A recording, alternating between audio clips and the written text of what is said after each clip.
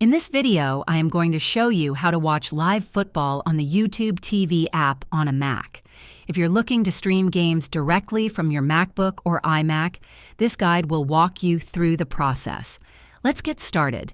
To watch live football on the YouTube TV app on a Mac, start by opening a web browser like Safari or Chrome and go to tv.youtube.com. Log in to your YouTube TV account or sign up if you're new to the service.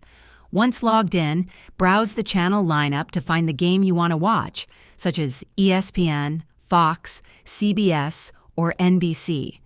Click on the channel or game to start streaming instantly. You can use the browser's full screen mode for a better viewing experience and adjust the video quality under the player settings. Additionally, you can set reminders or record games using the Cloud DVR feature directly from the website.